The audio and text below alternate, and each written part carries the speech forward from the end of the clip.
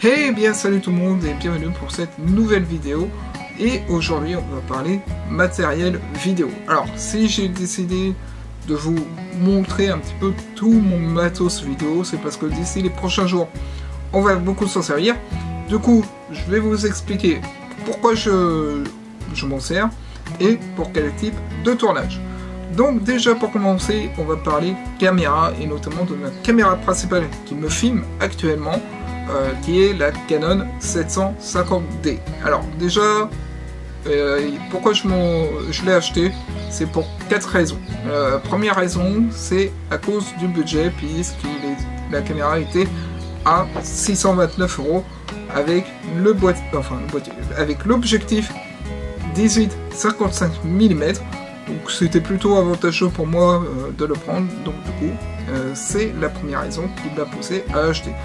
La deuxième raison, c'est que je fais énormément de face caméra, comme vous le savez, j'en fais énormément. Donc du coup, pour avoir un retour vidéo, il fallait que l'écran puisse se retourner, et du coup, la caméra possède également un écran retour. Troisième raison qui m'a fait prendre cette caméra, c'est qu'elle filme en Full HD, donc 1920 par 1080p, donc ça c'est plutôt pratique. Enfin, dernière raison, c'est que elle a un bon micro déjà intégré de base dans la caméra, puisque là, comme vous pouvez le voir, je ne filme ni avec le micro rod, ni avec le micro cravate. J'utilise tout simplement le son de la caméra, et vous pouvez voir qu'elle a un très bon son. Ensuite, je l'utilise principalement, comme je l'ai dit, quasiment tout le temps, donc pour les vidéos YouTube, mais aussi pour les tournages professionnels, donc tout ce qui est interview, clip, court métrage, bref, je l'utilise tout le temps, c'est ma caméra qui me suit partout, et donc du coup, je vous mettrai en barre d'infos si vous êtes intéressé par la Canon. Deuxième caméra que j'utilise, certes un peu moins que la Canon, mais que j'utilise de temps en temps, il s'agit de la Sony XR100. Alors, pourquoi j'ai pris cette caméra là? Déjà comme la Canon elle était dans mon budget, mais aussi parce que à cause de sa taille, et du coup c'était plus pratique pour moi d'avoir une caméra avec un objectif stabilisé que d'avoir la Canon pour les événements comme la PGW, salon de la photo, Paris Audio Show, bref, c'était plus facile pour moi d'avoir la Sony et de la sortir de la poche plutôt que d'utiliser la Canon et de la sortir du sac à dos. Donc du coup j'ai décidé de prendre cette caméra là, et surtout elle vient remplacer la JVC que j'utilisais avant, notamment pour les vidéos événements, et je dois dire que on a une sacrée différence. Autre point négatif au niveau de la caméra, en dehors de sa taille, c'est que les batteries durent plus longtemps que celles de la Canon. En effet, quand je me mets en full rec, les batteries de la Canon durent 30 minutes, alors que les batteries de la Sony durent au moins 1 heure chacune, donc c'est plutôt pratique. En plus, il y avait un lot de 4 batteries, donc là il y en a 3 que j'ai sorties, et il y en a une 4e qui est dans la Sony. Donc du coup, 4 batteries avec la caméra, c'était plutôt avantageux. Par contre, la Sony a des défauts, hein, tout comme la Canon, hein, puisque la Canon c'est son poids principalement.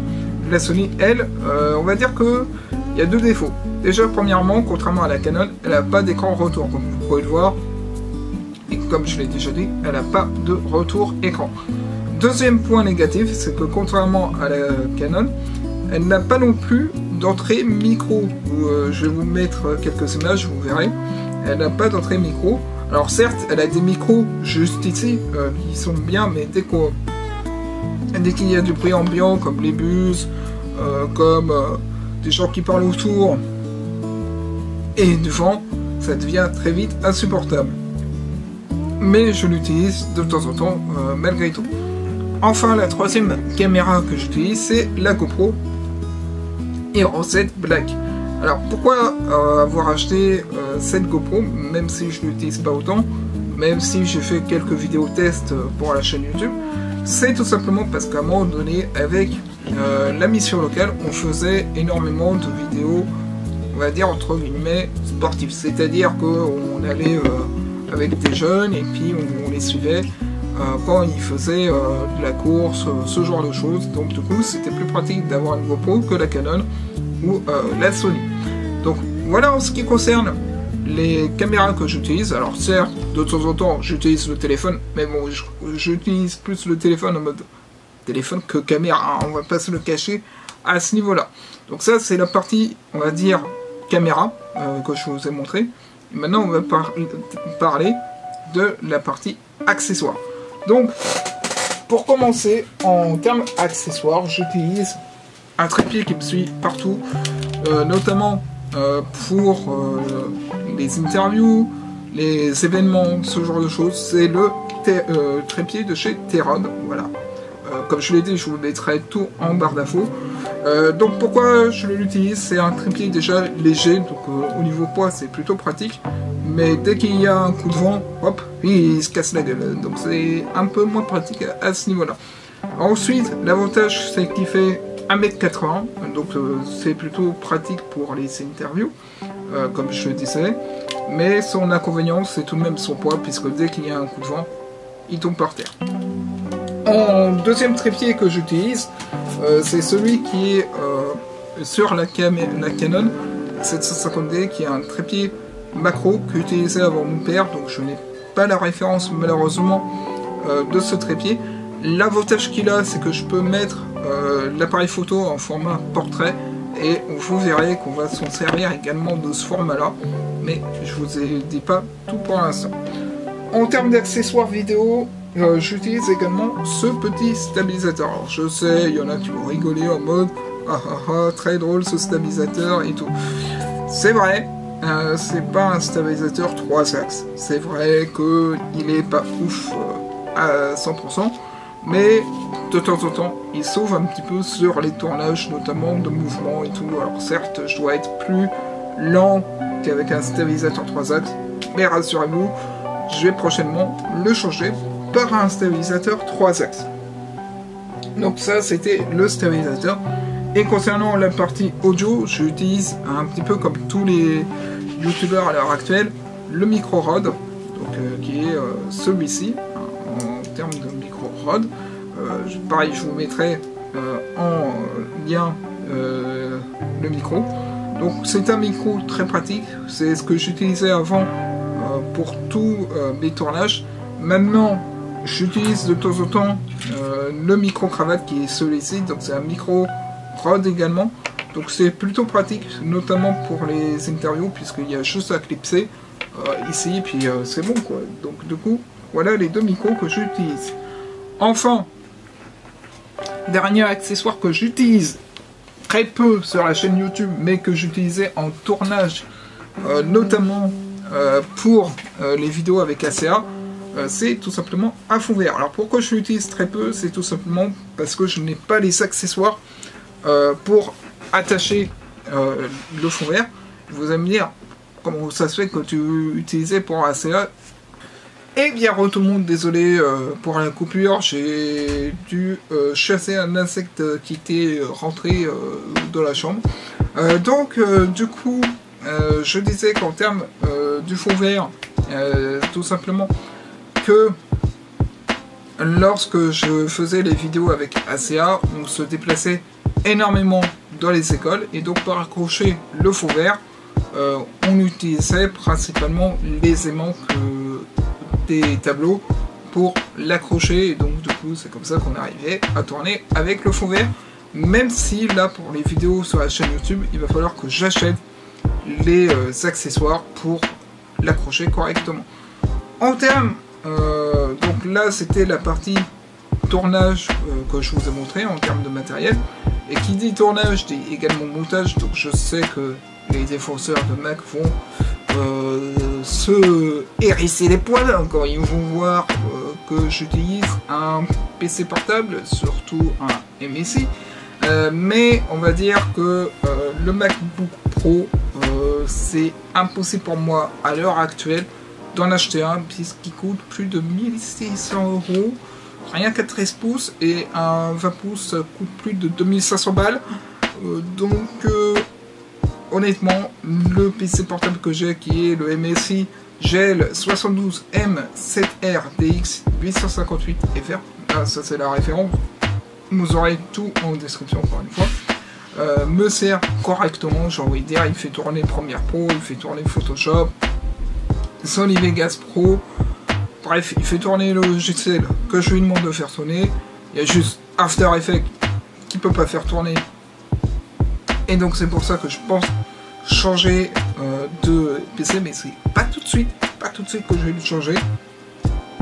Mais du coup voilà. Alors maintenant que j'ai fini de vous montrer un petit peu tout le matos, je vais vous expliquer maintenant pourquoi je voulais vous faire cette vidéo. Je voulais vous faire cette vidéo parce que d'ici les prochains jours, comme je vous l'ai expliqué en début, on va utiliser ce matériel, on va dire, à sa capacité maximum. Sauf pour le fond vert, puisque j'ai pas les accessoires. Mais tout le reste, on va l'utiliser à son maximum. On va faire des vidéos qui vont être plus travaillées. Donc, du coup, c'est pour ça que je voulais vous montrer un petit peu le matos, pour que vous voyez un petit peu ce que j'utilise et comment... enfin, qu'est-ce qui va me permettre de faire un petit peu les prochaines vidéos, et donc vous verrez pourquoi par la suite. Et si j'ai décidé de faire ces prochaines vidéos, c'est parce que j'ai discuté avec quelques amis qui m'ont dit ah bah tiens, c'est vrai que tes vidéos à l'heure actuelle, il manque un petit peu de contenu, et donc c'est vrai qu'il manque un peu de contenu. C'est pour ça que je vous avais dit que les vlogs allaient être mis en pause et qu'on allait plus se concentrer sur la micro-entreprise. Mais même la micro-entreprise, elle est un peu en pause en ce moment. Donc du coup, j'ai trouvé une solution grâce à mes potes pour faire un peu plus de contenu de qualité. Et donc du coup, on va travailler sur ces contenus-là. Et j'espère que ça va vous plaire. Moi, j'ai déjà ma petite idée de ce que je vais faire. Bien sûr, il n'y a plus de batterie sur la carte.